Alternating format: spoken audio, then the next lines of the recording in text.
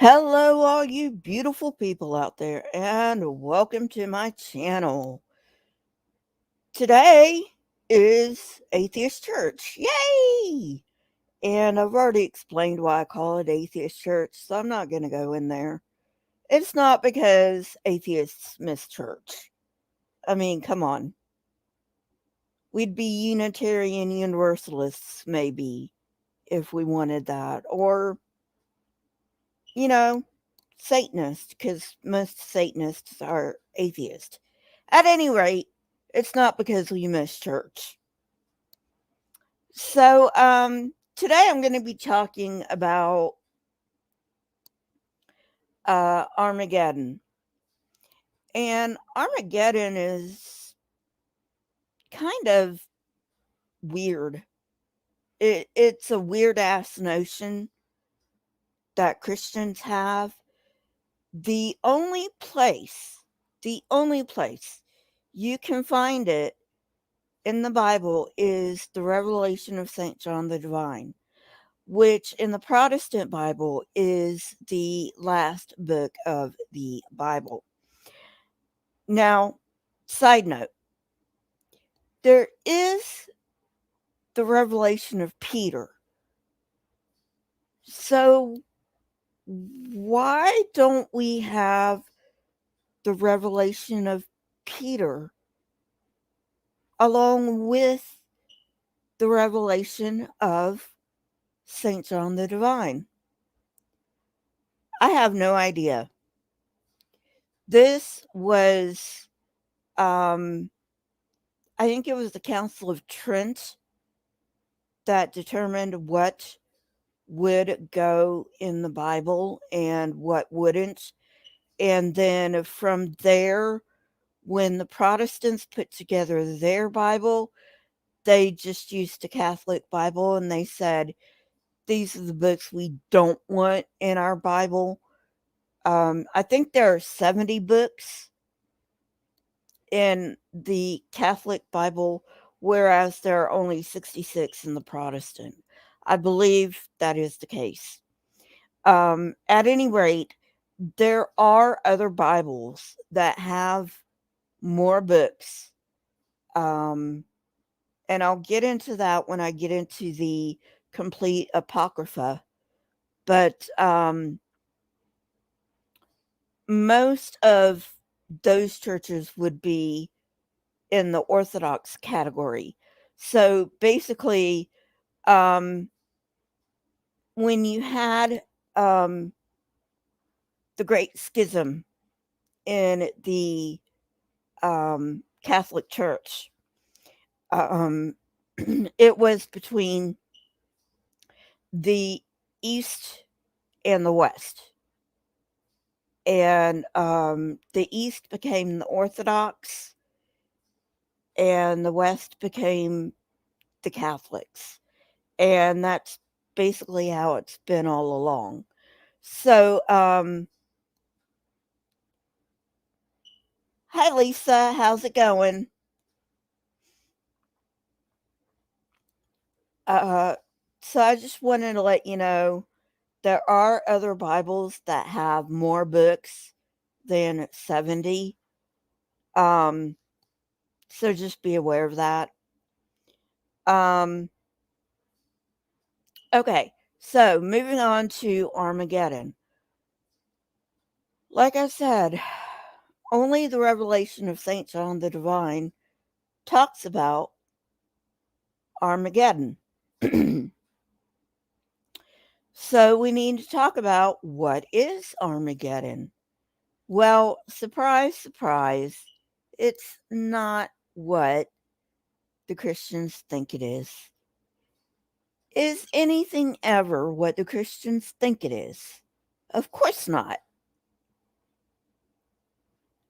Um, anyway, um, so where does Armageddon come from? There is a valley in the Middle East, and it is called Har Megiddo, the Valley of Megiddo. And this was a very, very, very strategic location within the Middle East. Because whoever controlled Armageddon controlled the trade, point blank. And that is why it is the bloodiest battlefield in the world. In the world.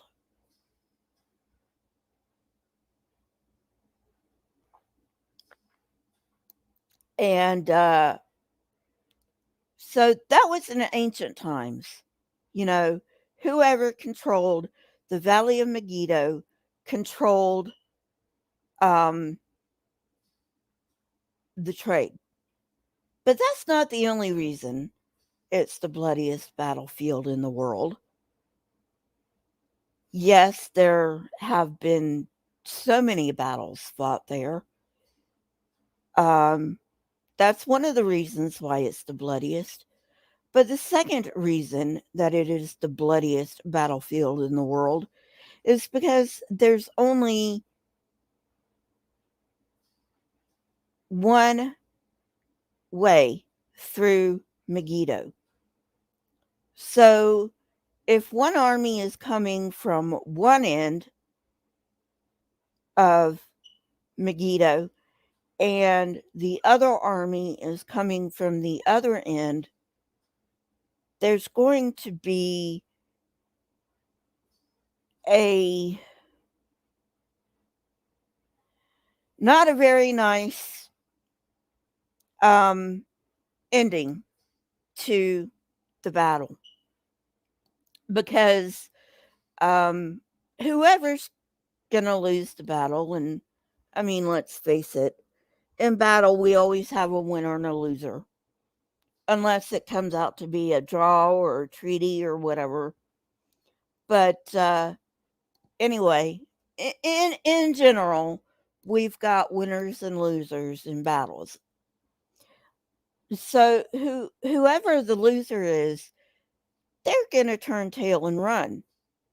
But there's a problem. Because of the steep cliffs of, they're not really cliffs, okay? There is a slope, but they are pretty steep.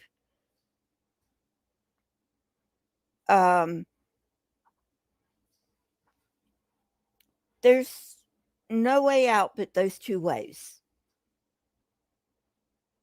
because the mountains are so steep. The only way out is those two ways.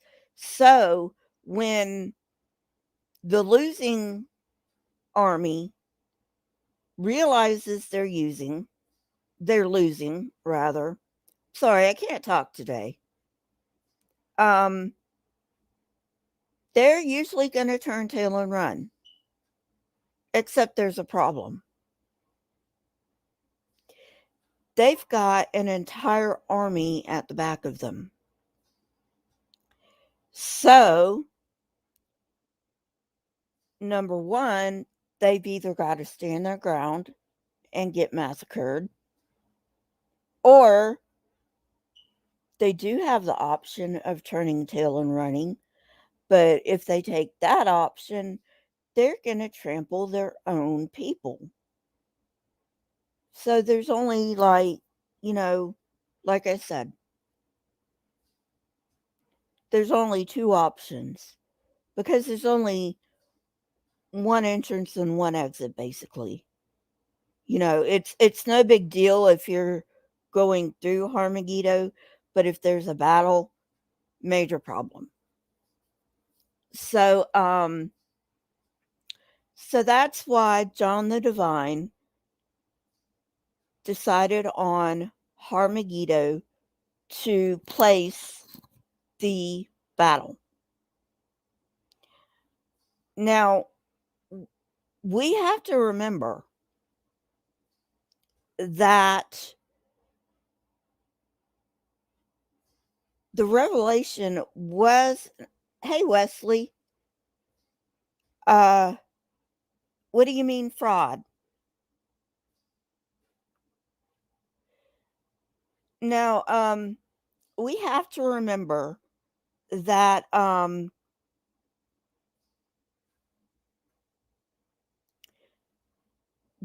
the Divine, the Revelation was not written about the end of the world. Okay. That is what Christians don't get. It was not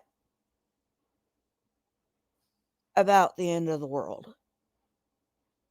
Um,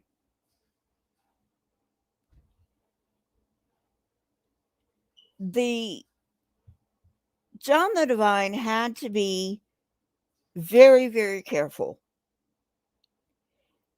in his message, because if he said anything against the Roman Empire, he'd get his head chopped off, or he'd get thrown to the lions or whatever. He wasn't Roman, so he'd probably get thrown to the lions. Uh, so anyway,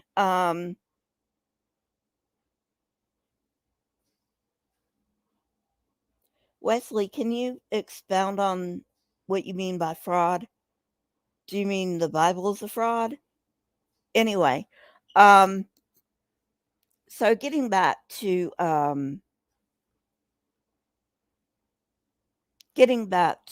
Armageddon. Um, so anyway, John the Divine, who we don't even know wrote Revelation. I mean, yeah, it's attributed to him, but we don't know that he wrote it.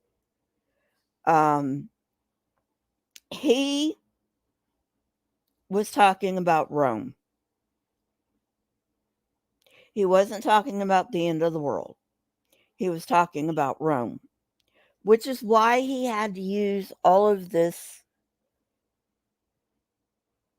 language because he had to conceal that he was talking about Rome, because in that time he couldn't speak out against the empire.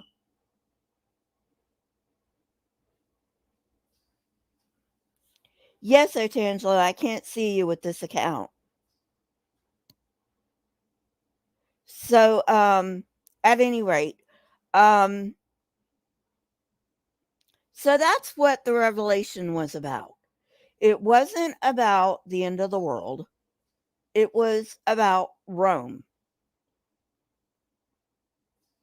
and all of the he'll be back. Otangelo will be back. Um and so that's why it sounds so mystical. That's why it sounds so mystical, because he had to use metaphors and stuff like that. So when we're talking about hey Otangelo, I'm good.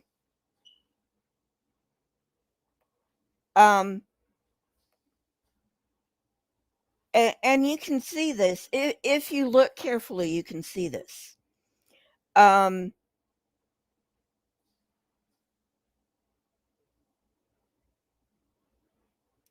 for instance, the city on the seven hills refers to Rome. The seven-headed monster refers to Rome. Um, you know, basically, when you talk about Revelation, there are a lot of sevens, and anytime um, you get a seven and it's talking about a beast, it's talking about Rome as a whole. Now, I've already talked about 666.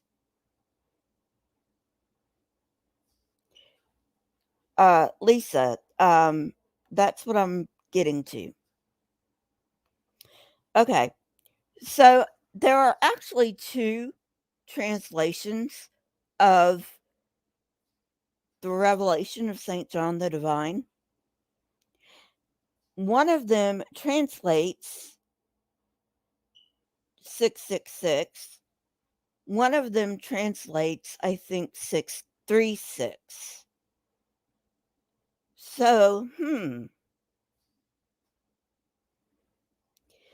that's interesting. Why do we have two different numbers? Well,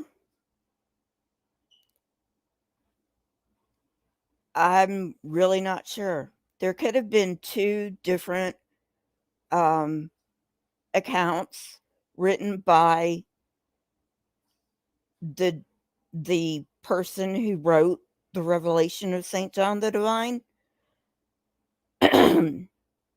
Or it could be it was a later interpolation. At any rate, um,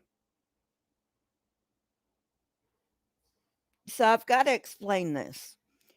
The Jews had a little game called numerology, and the writer of Revelation would know this because he was a Jew. So they had a little game called numerology, and they would assign each letter a number. And this is with names. They would assign each letter a number. So let's say Aleph would be 1. Okay. Um, and you add up the value of your name, and that's the value of your name. Now, oh, it's 616. Thank you, Lisa. Thank you for that correction. Um,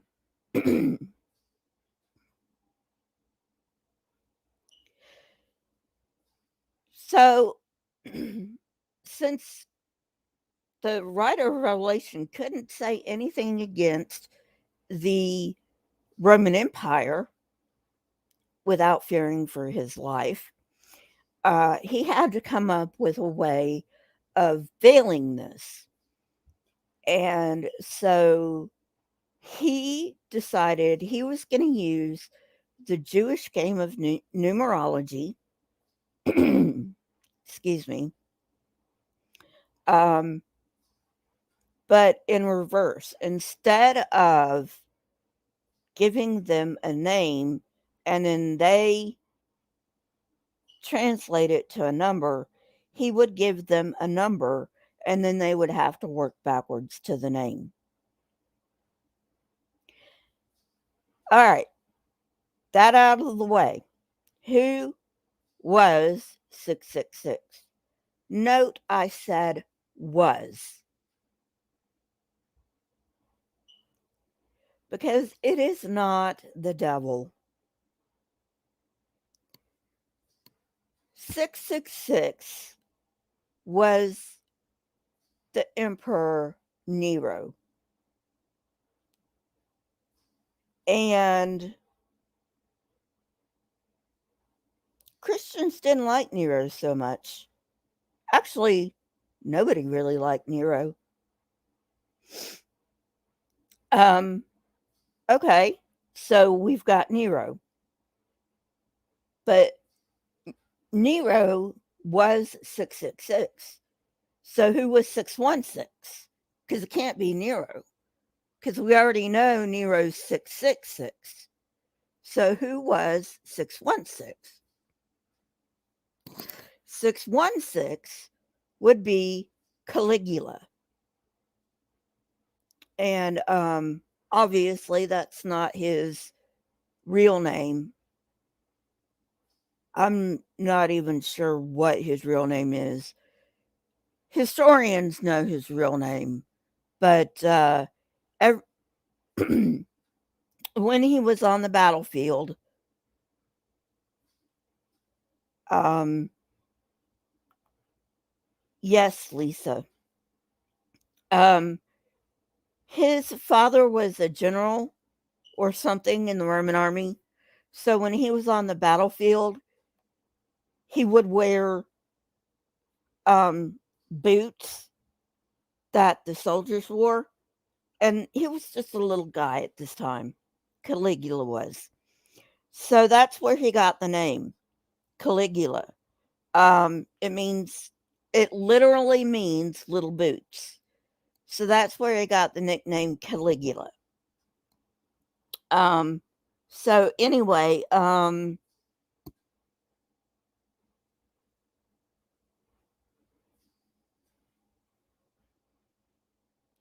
616 is Caligula. Now, you do have to go through translating the Roman names to Aramaic, and then from Aramaic to, yes, Lisa, but interestingly, his reign didn't start out that way. Interestingly, his reign started out peaceful. I mean, yeah, somebody assassinated the emperor before him, and they put Caligula on the throne, but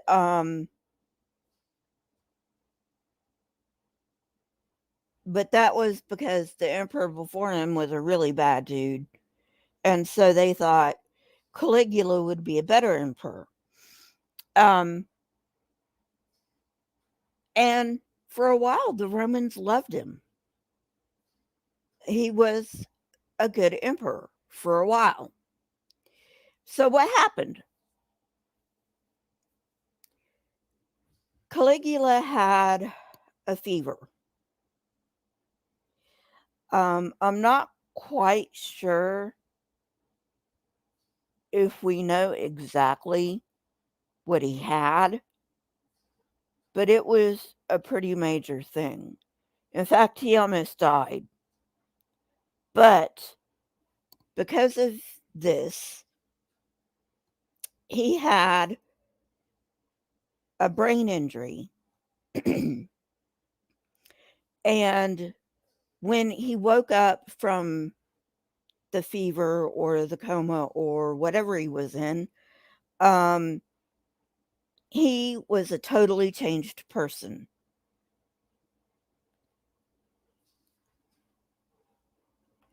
I'm not sure, Lisa. You can find documentaries on Caligula on YouTube. I'm sure they'll have the information.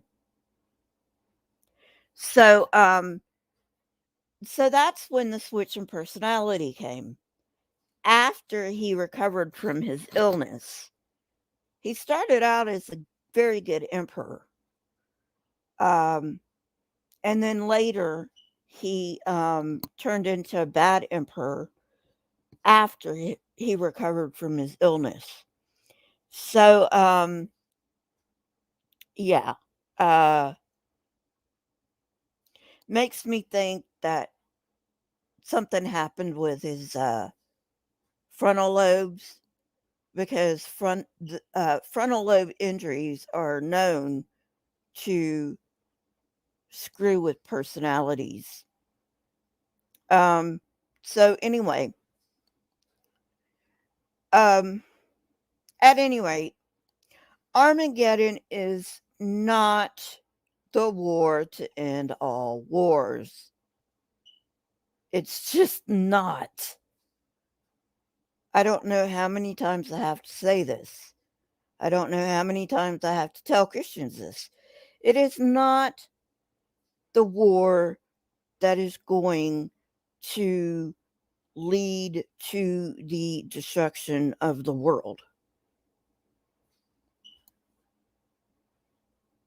Thanks, Tribeard. I appreciate it. I work very hard. I hope you enjoy it.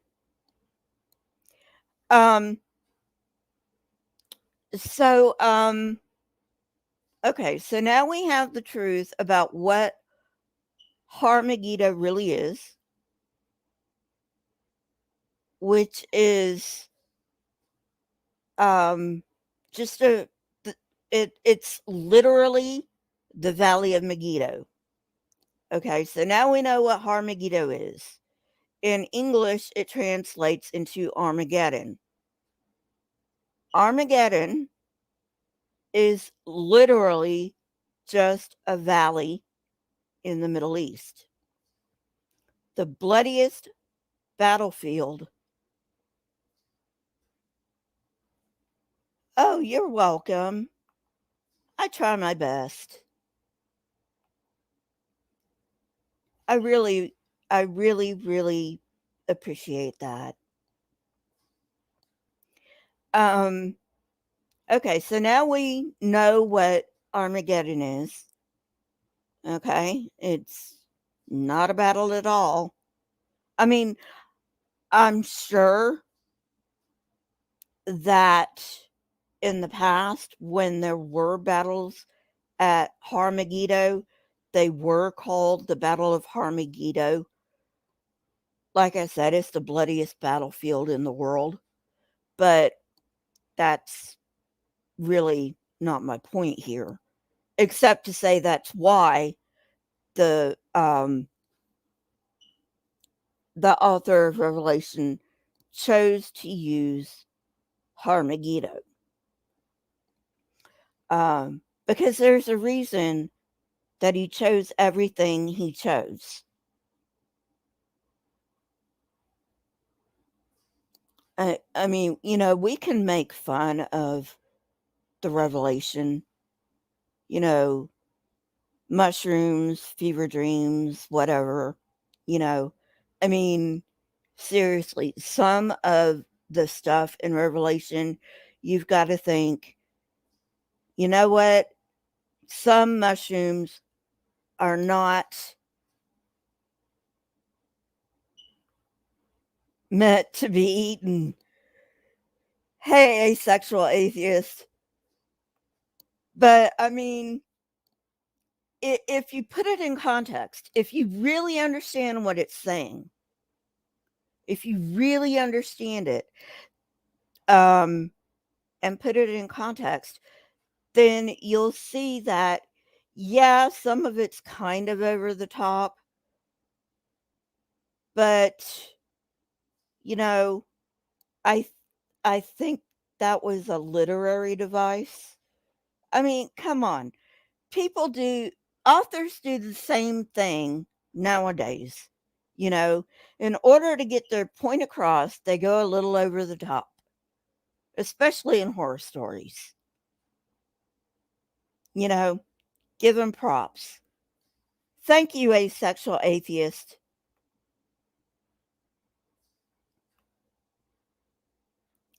So, credit where credit's due.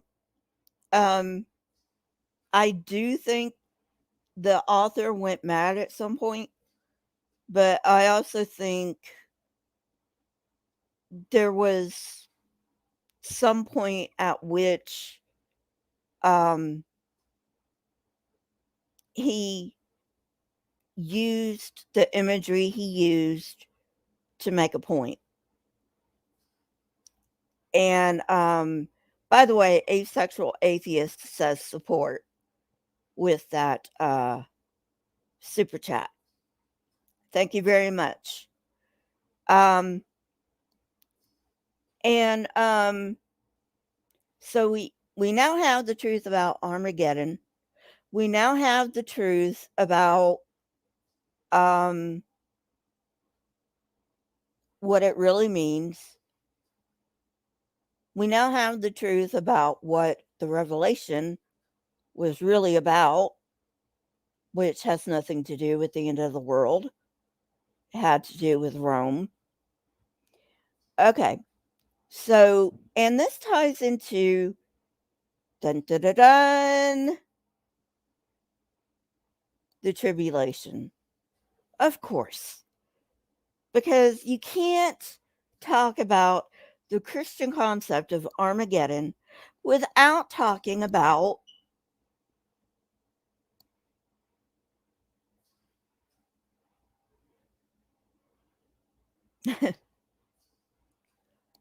God, I just lost my place. I hate it when that happens.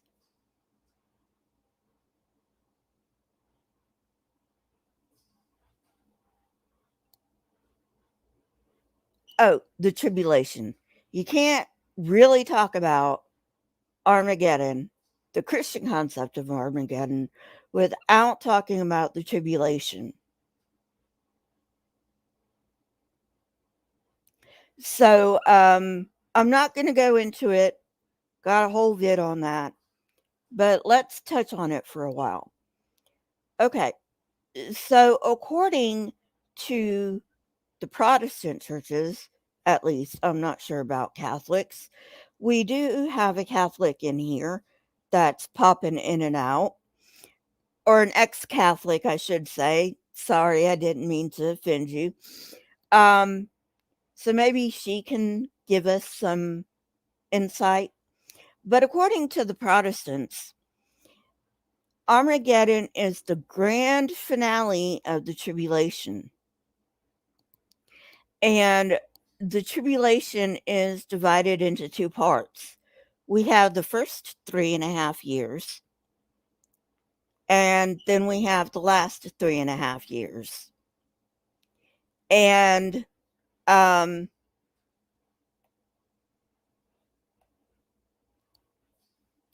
according to the Christian concept, the first 3.5 years are going to be good. You know,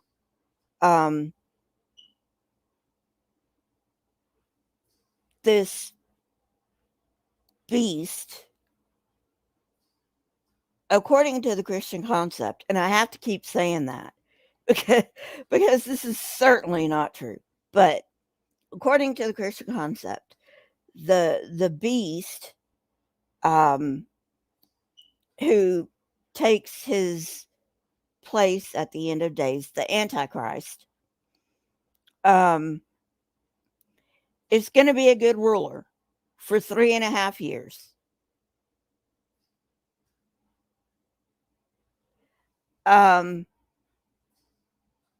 So for 3.5 years, everything's going good. You know, there's peace on earth, blah, blah, blah. Which is bullshit. Just wanted to put that out there. But the second 3.5 years, they are going to go down very, very fast. They're going to go downhill, according to the Christian concept. And so, God is going to have to step in to protect his people. Because remember, even according to churches that believe in the rapture,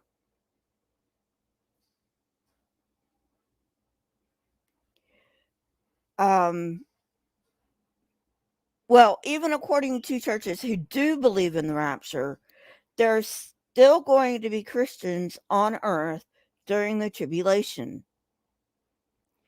Now, you might ask, well, why would that be if all the Christians were raptured out? The answer is that there will be people coming to Christ during the tribulation, and there's no way for them to get out of the tribulation. They just have to go through the tribulation. So, God's going to get mad because the beast is killing his people. This is according to the Christian concept. And I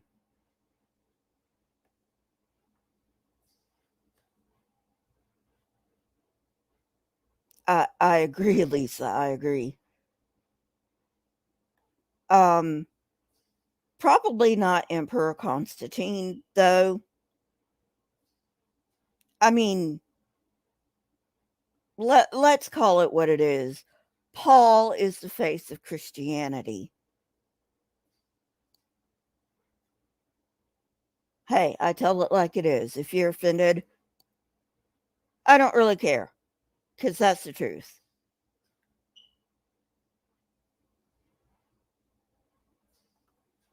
Asexual atheists, that is exactly the reason they don't want to fight climate change. They just don't, because they don't think it's going to be a problem.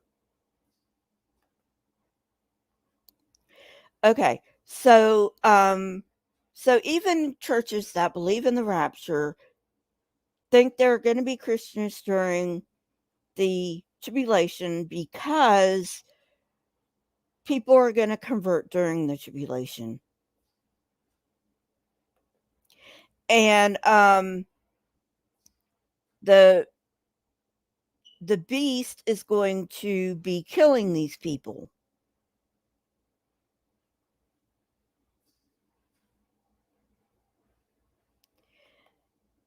And so God's going to get mad, as he always does, you know. Um and he's going to say enough is enough. Jesus or Yeshua or whatever the fuck his name is. I mean, this is according to Christians. You got to realize this is all according to Christians. He's going to say, you know what? Enough is enough. Go down there and bring this all to a close. And um, that would be Armageddon. When God says enough is enough, I can't take the cries of the blood of my saints from the altar in front of me anymore. And if you haven't read Revelation, it's going to blow your mind. I mean, it is. It's just going to blow your mind because it's like, what the fuck is this?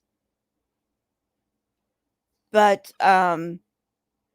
anyway, God's going to say, I can't stand the um the blood of my saints crying for vengeance from there's like a pit of fire or something right in front of God's throne. And that's where the cries come up from.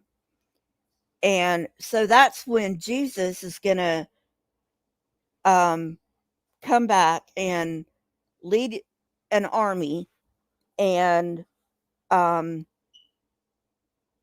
obliterate humankind.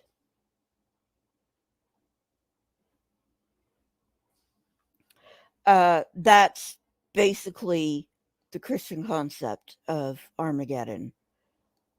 Uh, so anyway, um, boy, that took a lot longer to explain than I really thought it would. Oh well.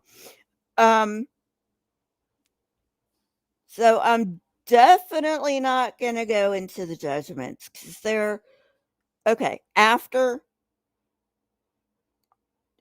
depending on whether you believe in the rapture or not, there are two judgments according to Protestantism. And I don't have time to go into those today. I will go into them at some point. Um, well, first, we've got the judgment seat of Christ. And then there is the great white throne judgment. By the way, these words are found nowhere in the Bible.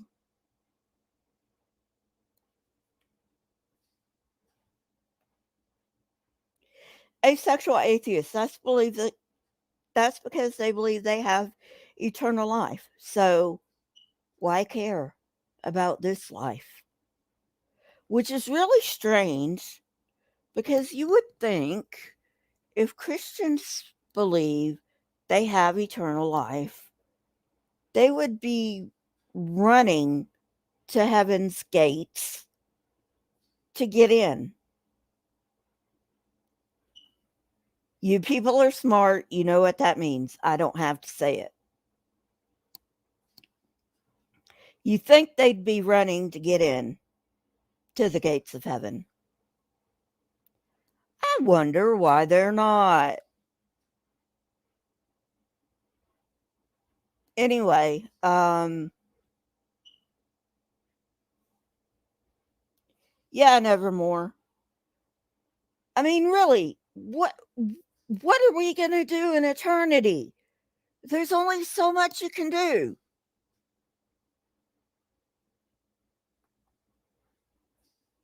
There's only so much you can do. And then you've got more eternity and more eternity and more eternity. It blows my mind. I would get bored. I would.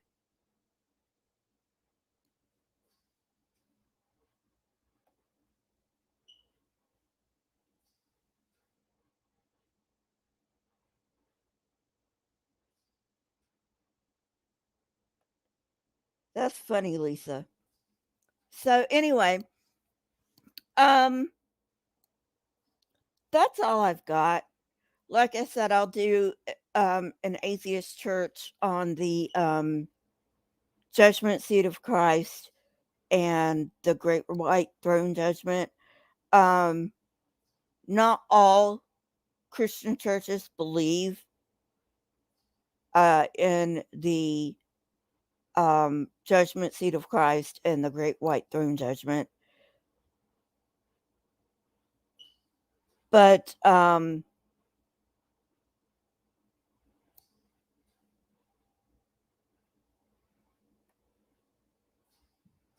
actually, Lisa, that's a Catholic teaching, if I am correct.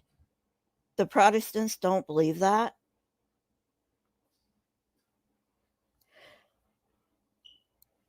I know, like spinning forever sucking God's dick.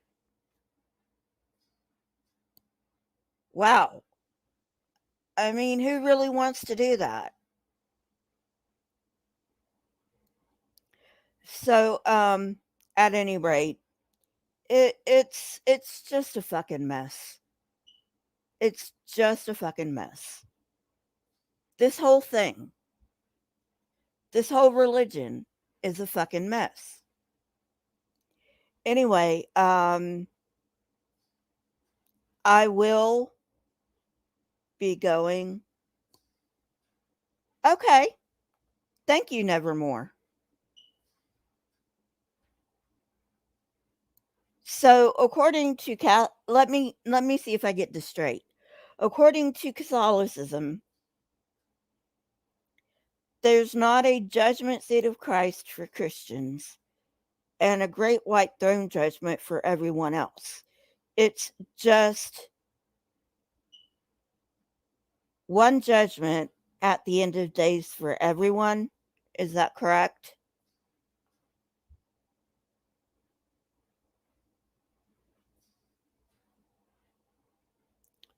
So, anyway, thank you so much for coming.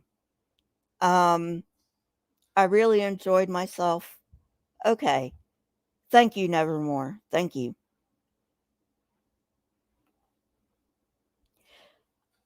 Um, I enjoy myself on these live streams because I just get to kick loose and be myself and say fuck as much as I want and, you know, just, and this is very freeform, unlike my scripted.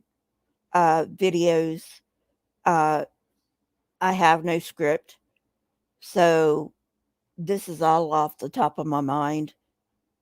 And so it's kind of refreshing for me. Okay, Nevermore. I'll do that.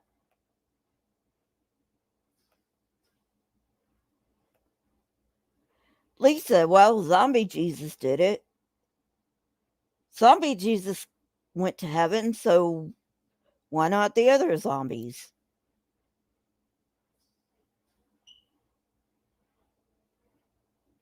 And you're right. No, I don't think they believe that. I don't think they really believe that in their heart of hearts.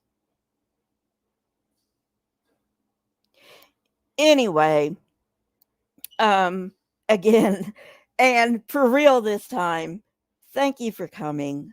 I really, really enjoy both Saturday live stream and Atheist Church. So don't forget to hit the like button, share if you think this um, needs to be shared with someone, and join the channel if you can.